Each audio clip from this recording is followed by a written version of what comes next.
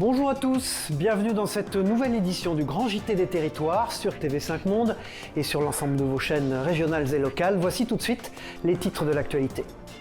Alors que le gouvernement souhaite que 20 millions de Français aient reçu leur dose de rappel d'ici Noël, les pharmacies sont mises à contribution comme vous allez le voir dans un reportage à Nîmes de nos confrères de Via Occitanie.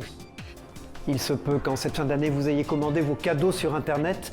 Mais êtes-vous certain qu'il ne s'agisse pas de contrefaçon? La chef divisionnaire des douanes à Toulouse nous donne quelques astuces pour distinguer le vrai du faux, un sujet à suivre de la Dépêche du Midi. Dans ce journal également, nous irons au Mans où des personnes sans abri ont trouvé un toit grâce à l'association Bureau du Cœur, une belle histoire que nous raconteront nos confrères de LMTV Sarthe. Enfin, Nicolas Aguirre, le rédacteur en chef de C'est Off, le nouveau magazine politique, sera l'invité de ce journal dans un instant. Voilà, comme je vous le disais il y a un instant dans les titres, le gouvernement a fixé l'objectif de vacciner 20 millions de Français contre la Covid-19 avec une dose de rappel, vous le savez, avant Noël.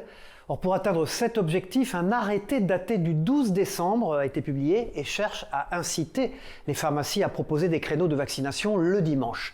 Laurie Chamerla de Via Occitanie s'est rendue dans l'une d'elles à Nîmes pour voir comment la vaccination s'organise. Regardez.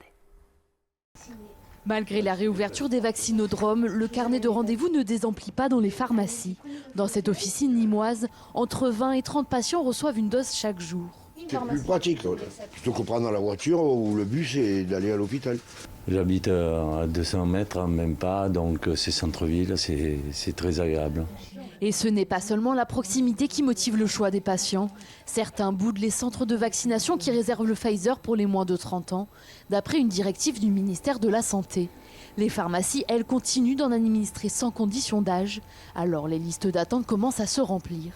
Environ 300 personnes attendent du Pfizer. Ils vous le disent qu'ils viennent justement spécialement pour le Pfizer? Oui, oui, parce qu'en centre de vaccination, ils proposaient Moderna. Et certaines personnes ne veulent que du Pfizer. Alors que ce sont les mêmes vaccins. Ce sont des vaccins à ARN, c'est le même type de vaccin. Et pour accélérer la campagne de vaccination, le ministre de la Santé propose d'ouvrir les pharmacies le dimanche. Une proposition refusée par cette pharmacie, par manque de temps et de personnel. Qui dit Covid dit masque, bien entendu, et l'importance de les recycler pour éviter la pollution et la propagation du virus. Une nécessité bien comprise par la ville de Limoges, qui a été récompensée pour sa campagne de recyclage en Nouvelle-Aquitaine. Explication de la chaîne sur place 7 à Limoges. La ville de Limoges vient d'être distinguée lors du rendez-vous national de la communication publique Capcom pour sa campagne consacrée au recyclage des masques chirurgicaux que nous portons tous. Un masque abandonné, c'est moche. Il lui faudrait 450 ans pour se recycler. Le jeter à la poubelle, c'est un début, mais on peut faire mieux. La démarche est partie en fait du fait qu'on était tous agents municipaux contraints de porter un masque dans l'exercice de nos fonctions. À la demande de Monsieur le maire, la commande publique a contacté une société qui procède au recyclage de ces masques. Il y a un savoir-faire, il y a un brevet là-dessus sur le passage de la matière, on va dire textile plastique, en matière plastique injectable dans nos ateliers. Et les masques deviennent un kit, règles, équerre et rapporteur. La première démarche a été de mettre en place une signalétique. Les bacs ont été installés au sein de tous les équipements municipaux. En plus des supports classiques, les réseaux sociaux ont joué un rôle déterminant dans l'opération. Ça fait boule de neige immédiatement. Il y a des points de collecte partout, y compris dans certains centres commerciaux comme le centre Saint-Martial, mais aussi chez certains commerçants. Ça a démarré un soir à 19h. On a diffusé le visuel et le président de la Chambre de commerce a réagi sur Facebook en nous disant « mais c'est génial cette opération, je veux en être ». C'est là où l'opération de communication fonctionne bien parce qu'on arrive à embarquer avec nous un nombre maximum de partenaires. En plus des supports de communication de la ville, affichage, magazine mensuel, télévision locale, l'initiative a bénéficié d'une bonne couverture presse, journaux, radio et télé. C'est un succès, il faut continuer. Il faut que nous ayons collecté 500 000 masques au total. Nous en sommes à 300 000 masques collectés qui nous permettent déjà de distribuer 6 000 kits. Et c'est un cercle vertueux et qui fonctionne en tâche d'huile et en réseau. Nous donnons l'exemple et ça c'est important. Initialement, 90 points de collecte étaient prévus. Grâce à la dynamique engagée et aux partenaires, il y a aujourd'hui plus de 200 points de collecte en ville. Des kits seront à nouveau produits, ainsi que des cintres et des pousse-tubes. Voilà, il se peut que vous fassiez partie des 41 millions de Français qui font leurs achats sur Internet, un chiffre qui ne cesse d'augmenter chaque année. Mais comme je vous le disais en titre, méfiez-vous des contrefaçons. Sandrine Coulangeon, chef divisionnaire des douanes de Toulouse, nous met en garde et donne à Agnès Grimaldi de la Dépêche du Midi quelques petits conseils pour éviter les mauvaises surprises. Écoutez. Le consommateur doit être averti, doit être un citoyen averti. Quand vous commandez sur Internet, commandez toujours sur le site, sur des sites, je dirais, qui ont pignon sur rue. Le prix également peut vous alerter. Un prix très faible peut laisser augurer d'une qualité médiocre. Également la présentation de l'article. Vous voyez, tous ces petits indices font que le consommateur doit être alerté. Voilà, dans ce journal, nous restons dans le sud-ouest avec près de 3,8 millions de Français qui vivent dans un désert médical. En novembre dernier, une cinquantaine de députés déposaient une proposition de loi dont une des mesures consistait à obliger les nouveaux diplômés à exercer pendant 3 ans dans un désert médical. En attendant, voilà 6 ans que Sainte-Terre en Gironde peine à trouver un généraliste, comme a pu le constater sur place Franck Poirot de TV7, la chaîne du groupe Sud-Ouest. Regardez. Une banderole en bord de route l'annonce, la commune de Sainte-Terre dans le Saint-Émilionnais recherche depuis 6 ans maintenant un médecin généraliste. Elle a tout essayé. Voix de presse, publicité, internet, réseaux sociaux pour faire connaître son besoin, rien n'y fait. Le cabinet médical appartenant à la municipalité reste désespérément vide de toute activité. Les habitants doivent se rendre à Castillon-Libourne ou dans les communes limitrophes pour une simple consultation médicale. Chantal Lerut est conseillère municipale depuis plus de 6 ans. Elle suit ce dossier. Cette commune rurale de 1800 habitants, comme d'autres en France, est confrontée à un problème pour susciter l'intérêt des médecins, notamment les plus jeunes, la peur de l'isolement, de la solitude du praticien face à une charge de travail qui s'annonce soutenue. Eh bien, les médecins ne veulent pas s'installer apparemment tout seuls, ça leur fait un peu peur. Et après, on est loin de la ville, il y en a qui ne veulent pas non plus s'installer en campagne. Les candidatures ne se bousculent pas pour reprendre ce local équipé d'un appartement à l'étage. Pourtant, la commune est loin d'être un désert médical. Pas moins de 27 professionnels de santé y sont représentés, des dentistes, des kinésithérapeutes, un pharmacien, etc. Face aux nombreuses tentatives avortées pour faire venir un médecin à Sainte-Terre, la maire a même envisagé un moment d'en recruter un en le salariant. Mais pour une commune telle que la nôtre, nos finances ne nous le permettent pas, malheureusement. Face à cette multitude d'échecs, la commune a donc choisi de prendre le problème à l'envers en consultant l'ensemble des professionnels de santé de son territoire. L'idée de les mettre tous en lien les uns avec les autres pour montrer à un éventuel candidat médecin généraliste qu'il ne sera pas seul. Un médecin habitant sur la commune mais travaillant à l'extérieur se propose même d'accompagner un interne qui viendrait poser ses valises ici. Elle nous propose de commencer à travailler sur la commune et de devenir maître de stage pour pouvoir accueillir des internes sur la commune éventuellement, puisque nous avons la chance d'avoir en plus un cabinet médical équipé d'un appartement à l'étage. La mairie espère pouvoir débloquer cette situation prochainement en attirant un interne dans son cabinet médical, une première phase qui pourrait faire boule de neige pour attirer d'autres professionnels de santé. La mairie souhaite d'ailleurs réhabiliter l'ancien presbytère en centre de soins à moyen terme pour le mettre à disposition de ses professionnels de santé. En plus du généraliste désespérément recherché, la mairie souhaite qu'une sage-femme et un radiologue puissent s'installer ici à l'avenir. Voilà une idée simple, mettre à disposition les bureaux vides de nuit à des personnes dans le besoin. Je vous en parlais en titre, c'est l'idée de l'association Bureau du Cœur, créée en 2018 à Nantes, qui a fait des petits d'ailleurs. On vous emmène donc au Mans avec Anthony Piton de LMTV Sarthe, où une dizaine de personnes en difficulté ont été mises à l'abri grâce à cette initiative.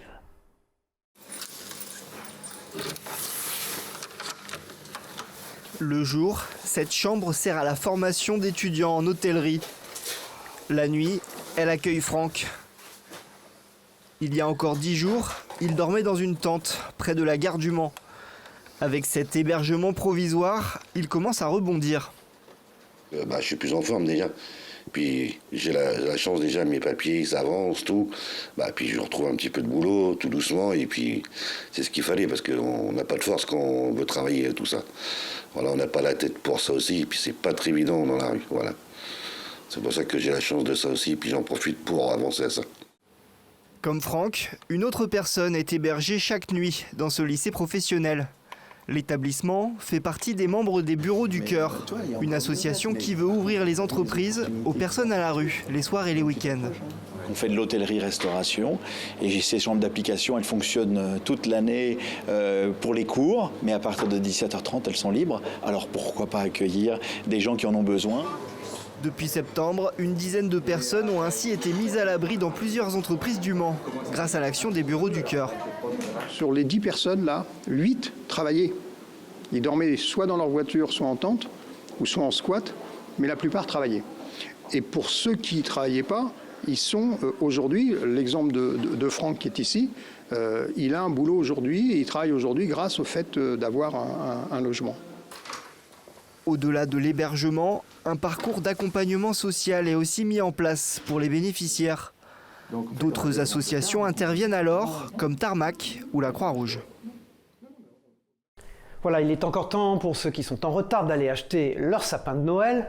Lucas Ruc, lui, de 8 Mont-Blanc, qui a rencontré Marilyn Blanc, éleveuse de sapins à Vallières-sur-Fière, en Haute-Savoie, a constaté qu'elle était très heureuse d'avoir reçu le label Savoie Mont-Blanc Excellence, qui récompense le travail des entreprises localement. Regardez ce reportage. Qu'il trône et illumine fièrement la place du village ou votre salon, le sapin de Noël est une tradition très ancrée dans nos ménages. Mais avant de le décorer, il faut le choisir fraîchement coupé. Et cela est possible à la sapinière Blanc de Vallières-sur-Fière. Cette entreprise familiale vieille de 40 ans détient 10 hectares, remplis de sapins et d'épicéas. La production y est raisonnée et à taille humaine, ce qui convainc bon nombre d'acheteurs locaux. Parce que vous allez le mettre sur un croisillon ? Difficile de voir la différence avec d'autres produits, puisque nous on les prend ici, mais enfin nous on a quand même, par rapport à nos amis à la maison, on voit que les sapins tiennent très longtemps dans la maison, même avec de la température. Et cette année, grande nouveauté, cette sapinière comme 6 autres du coin bénéficie du label Savoie Mont-Blanc Excellence qui récompense la qualité du travail de ces entreprises locales. Ainsi, chaque sapin est doté d'une étiquette rouge explicative, un petit plus non négligeable pour ces éleveurs. On a un produit que les consommateurs adorent, dans le sens où il est coupé très fraîchement par rapport aux produits qu'on peut trouver dans des supermarchés. Et en plus, pour la petite anecdote, ils sont désherbés par des moutons qui évitent de mettre des produits phyto.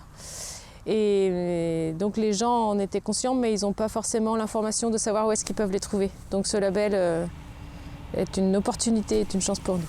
Avec cet agrément, la sapinière Blanc espère cette année vendre un tiers de sapins en plus. Un chiffre qu'il faudra atteindre avant le 24 décembre au soir, date du réveillon de Noël. Voilà, après les sapins, les cadeaux bien sûr. Si vous ne savez pas quoi offrir à votre petit-neveu ou votre petite-nièce, voici les tendances jouées de cette année par Antoine Benèche, responsable de magasin à Corbera, en Haute-Corse, au micro d'Alban Gingembre et de Pierre Pasqualini de Télépaésé sur place. Évidemment, il y a des tendances qui se dégagent. C'est dû notamment à la sortie de différents films qui ont été reportés avec le Covid. Donc toutes ces sorties de films font que les licences marchent beaucoup cette année. On a beaucoup de jeux en bois, justement du Made in France, des personnes qui vont rechercher ce genre de produits. King Jouet essaye de vraiment cibler sur ces produits-là. Donc on sait que malheureusement 60% à peu près de nos produits viennent d'Asie, mais on essaye de plus en plus d'aller vers des produits Made in France qui sont signalés en magasin, vous allez pouvoir le voir. Et des produits aussi qui sont plus éco-responsables, et on va avoir des jouets comme ça qui vont être un peu tendance. Je pense qu'il y a beaucoup de gens qui se sensibilisent à ce genre de sujet. Voilà, et puis on se rend un peu plus haut dans les Bouches-du-Rhône. Connaissez-vous Saint-Chamas ? La commune de 8500 habitants a acquis une petite notoriété grâce à sa crèche, de plus de 120 mètres carrés d'ailleurs, qui a été créée par Jean-Claude Loé, un retraité de 78 ans. Cet amoureux de la Provence nous fait faire le tour du propriétaire, son village qu'il a commencé à construire il y a 18 ans. Un reportage d'Arthur Soribas de la Provence sur place. Là, vous avez les lavandes, vous avez les bugadières, les femmes qui font la lessive. Les vendanges, là, ils foulent le raisin au pied. Les gens me demandent pourquoi vous faites ça. Je fais ça d'abord pour mon plaisir, parce que s'il fallait que je sois contraint de faire ça, il faudrait être un peu maso. Ce que je fais là, c'est pour rendre hommage aux gens d'avant, les anciens. Leur travail qui était dur, le travail de la terre. Ces gens-là, ils travaillaient, ils ne s'occupaient pas de savoir s'ils allaient avoir des vacances ou pas. Ils travaillaient pour nourrir leur famille. Et puis le 11 décembre dernier, Diane Lair, Miss Île-de-France, était élue Miss France 2022, comment l'ignorer? À ses côtés, Floriane Bascou, Miss Martinique et première dauphine. Alouine Courcy de Via ATV Martinique est allée l'attendre à la sortie de l'avion. Regardez.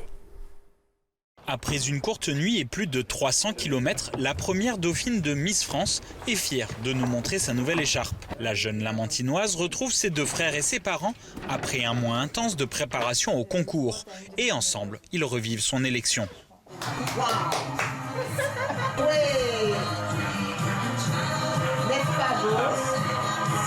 C'est la première fois que je revois ces images puisque j'ai pas encore eu le temps de me poser. Et là, je regarde un peu en famille. Ça me fait plaisir. Les parents et les frères présents lors de la cérémonie sont ravis de voir Floriane terminer devant les 27 autres candidates présentes au concours. Ce qui était vraiment important pour moi, c'est qu'elle ressorte avec vraiment une expérience positive. Avant sur scène, ça m'a rendu vraiment fier. On a tout de suite essayé de chercher son regard quand elle est arrivée sur scène, justement pour lui dire qu'on était là, qu'on la soutenait, qu'on était avec elle. On a vraiment crié « Martinique, Martinique, allez Floriane !» Moi j'ai voté, je ne sais même pas encore combien Orange va m'envoyer comme facture. C'est beaucoup de fierté pour moi, pour elle d'abord, hein, et pour nous. L'équipe de Floriane repart elle aussi satisfaite du travail accompli puisque Miss Martinique repart de Caen avec le vote du cœur des Français. Je pense que tout le monde a pu remarquer comment Floriane a transcendé la scène, son catwalk, comme on dit, sur scène. Je pense que ça a vraiment marqué, elle a vraiment marqué la différence à ce moment-là. Cette année s'annonce encore riche en événements pour Floriane, puisqu'en tant que première dauphine, elle participera à une autre élection internationale. Maintenant, on se prépare dans l'optique de Miss Monde. On a encore une botte secrète, on a encore des ambitions fortes, on a des visions grandes. Et l'organisation Miss Martinique va encore donner toute l'amplitude de ce travail. On va encore entendre parler d'elle parce qu'on ne reste pas sur cette fin. En attendant de voir notre Miss à l'international, Floriane va pouvoir profiter encore un peu de ses parents dans l'Hexagone avant de revenir après les fêtes sur son île natale. Voilà, et puis dans ce JT, on reste dans les couronnes. Après les Miss, le roi, et vous allez le voir, pas n'importe lequel, puisqu'il s'agit de Louis XIV. On se rend au château de Versailles pour ces fêtes de fin d'année, où les visiteurs se retrouvent projetés, vous allez le voir, dans le passé. Une féerie garantie, comme vous allez le voir dans ce reportage de TV78 à la chaîne des Yvelines. Au château de Versailles, la magie de Noël règne en maître. Pour les fêtes de fin d'année, Louis XIV invite les visiteurs à vivre des moments de danse et de musique. Pour le public, il y a là une occasion très particulière qu'on renouvelle tous les ans, depuis 3 ans maintenant.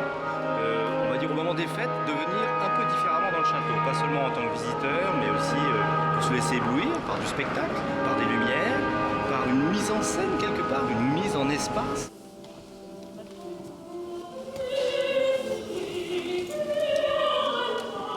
À l'image des fêtes du Roi Soleil qui en organisait 3 fois par semaine, la visite spectacle a été pensée par 2 compagnies et un ensemble.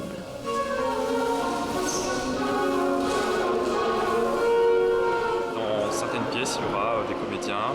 Nous, dans la Galerie des Glaces, on est là, on est 8 danseurs et 4 musiciens.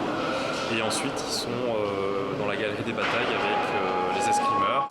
5 séances sont organisées dans une déambulation dans les salles les plus célèbres du château. Tout à fait plaisant, les différents tableaux les uns après les autres, de danse, de musique, de magie, sont effectivement des bons moments les uns après les autres. C'était charmant, c'était très beau. Ouais, ce que j'aime vraiment dans le fait de venir là, c'est de venir le soir aussi, avec des lumières qui sont complètement différentes du jour. Et parce que ces fêtes ne seraient rien sans son Père Noël, il vient lui aussi de l'époque baroque, avant de s'éclipser pour aller faire sa tournée. Voilà, et puis dans ce journal, des images de l'ancien temps, je veux dire du temps où les boîtes de nuit étaient encore ouvertes. C'était donc la semaine dernière. Thierry Lasson et Denis Lequienne de Vosges TV ont immortalisé ces toutes dernières heures dans un club à Charmes, comme vous allez pouvoir le voir. Danser, faire la fête jusqu'au bout de la nuit, une dernière fois. C'était en quelque sorte un baroud d'honneur ce mercredi soir dans cette discothèque à Charmes, avant que les portes ne se referment pour 4 semaines minimum. Le couperet est en effet une nouvelle fois tombé sur le monde de la nuit avec l'annonce il y a quelques jours par le Premier ministre Jean Castex de nouvelles mesures restrictives pour tenter de contrer la 5e vague de l'épidémie. Parmi elles, la fermeture, une nouvelle fois encore, des boîtes de nuit et au moins jusqu'au 7 janvier prochain. On est conscient qu'il y a une 5e vague, bien sûr, donc là-dessus c'est indéniable, mais après c'est toujours les discothèques qui trinquent en premier et on rappelle quand même qu'il y a eu 4 vagues de Covid et que les discothèques étaient fermées. Le Covid il est partout, donc les boîtes de nuit ferment ou pas, ça change rien. Ça sert à rien, parce qu'aucune mesure ne peut être retenue avec autant de monde, donc ça sert à rien. On se souvient qu'en juillet dernier, après 16 mois de fermeture des établissements nocturnes en France, celui de Charmes avait pu rouvrir pour refermer provisoirement une dizaine de jours plus tard. On y avait en effet détecté un cluster de 44 personnes. Ce mercredi à l'entrée, il fallait montrer patte blanche, pièce d'identité, passe sanitaire et cahier de rappel étaient de rigueur. Le port du masque était obligatoire lui aussi sur la piste, mais pas toujours respecté, malgré les multiples rappels à l'ordre du DJ, du gérant et d'un service de sécurité renforcé. Depuis sa réouverture, la discothèque ne désemplissait pas, réalisant de très bons chiffres d'affaires. Cette nouvelle fermeture, c'est donc un coup dur. Ce mercredi soir, on a comptabilisé tout de même 1252 entrées, moins qu'un week-end normal à 2000 personnes, mais le double de ce qu'espérait la direction. Décembre, mois festif par excellence, et pour parler argent, le plus important de l'année, avec des week-ends à 100 000 € de recettes. Les discothèques feront l'objet d'un nouvel accompagnement financier par l'État. Bonjour Nicolas Aguirre, vous êtes le rédacteur en chef de C'est Off, un nouveau magazine politique qu'on voit sur cet écran. Alors pourquoi votre groupe, le groupe Reward Media, a décidé de lancer un nouveau magazine politique, un magazine d'investigation ? Bonjour Cyril, alors c'est un peu une conjonction de plusieurs facteurs qui nous ont donné cette idée. D'abord, effectivement, comme vous le dites, la période est assez riche en événements politiques, évidemment. C'est un magazine politique aujourd'hui sur le premier numéro, mais on l'a vraiment vu comme un magazine avant tout d'investigation. Donc, qui est un magazine qui va perdurer au-delà de la période politique qui est actuellement très forte. Et voilà, on s'est lancé sur le premier numéro sur Éric Zemmour parce que c'était lui qui faisait parler en ce moment au niveau de la politique. Parlez-nous de la ligne éditoriale de C'est Off, une ligne éditoriale un peu investigation à l'anglo-saxonne, c'est ça ? Presque. C'est vrai que c'est assez original. Il y a beaucoup de magazines qui font de l'investigation, comme vous le dites. Là, nous, c'est un magazine qui va être 100% consacré à un seul sujet sur chaque numéro. On est dans une période un petit peu speed et confuse en même temps. Donc du coup, nous, on a envie, avec ce magazine d'investigation, de prendre le temps de se poser, de réfléchir le plus longtemps possible sur ce sujet-là. Donc on a lancé l'enquête sur Éric Zemmour il y a un bon moment. Demain, ce sera probablement un autre prétendant à l'élection. Mais après-demain, ça peut être aussi un magazine sur un fait de société. Quel genre d'équipe éditoriale avez-vous recruté ? Quels sont les journalistes que vous avez engagés pour fabriquer ce magazine ? Donc aujourd'hui, l'équipe qui fabrique le magazine au niveau technique est à demeure à la rédaction, mais sinon, à chaque numéro et donc à chaque sujet, on trouvera une équipe d'enquêteurs le plus spécialiste possible du sujet pour vraiment coller et apporter à nos lecteurs un maximum d'informations, de précisions, d'éclairage, vraiment pour qu'ils comprennent le sujet dans sa globalité. Alors la question que je me pose, est-ce que c'est un magazine destiné à l'establishment, à ceux qui connaissent la politique, à ceux qui regardent, ou est-ce que c'est un magazine qui est destiné au plus grand nombre, à tous les gens qui habitent dans les régions en France ? Non, c'est vraiment un magazine qu'on veut, qui doit s'adresser à tout le monde, à toute la France. C'est un magazine qui sera dans les régions, évidemment, parce que à chaque fois, on va essayer de traiter des sujets qui font l'événement en ce moment. Voilà. Alors ce nouveau magazine C'est Off, on le trouve où ? Comment est-il distribué ? Oui, alors aujourd'hui le magazine est évidemment en kiosque depuis le 14 décembre, donc c'est un trimestriel à 5,90 € et on va être distribué dans toute la France évidemment, puisque le tirage est quasiment à 50 000 exemplaires. Donc voilà, c'est un magazine que vous pourrez trouver partout à côté de chez vous, en tout cas je l'espère, dans tous les kiosques. Merci Nicolas Aguirre d'avoir été l'invité de ce JT. Vous êtes le rédacteur en chef de ce nouveau magazine politique du groupe Reward Media, C'est Off, que l'on voit sur cet écran. Merci à vous. Voilà, c'est la fin de ce grand JT des territoires. Merci de nous avoir suivis. On se retrouve très vite pour une nouvelle édition sur vos chaînes locales et régionales, mais aussi sur TV5 Monde. Au revoir.